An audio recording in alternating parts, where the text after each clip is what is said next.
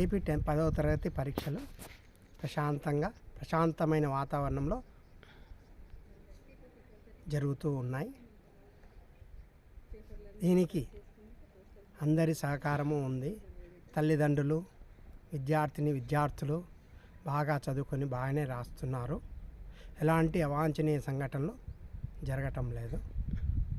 పిల్లలు ఎండకి తిరగకుండా ఆరోగ్యాన్ని కాపాడుకుంటూ పరీక్షలు బాగా రాయాలని కోరుకుంటున్నాము. ఇట్లు MEO 2 sir Sharabhayya.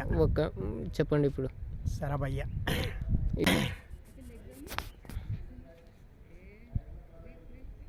AP model school సెంటర్ని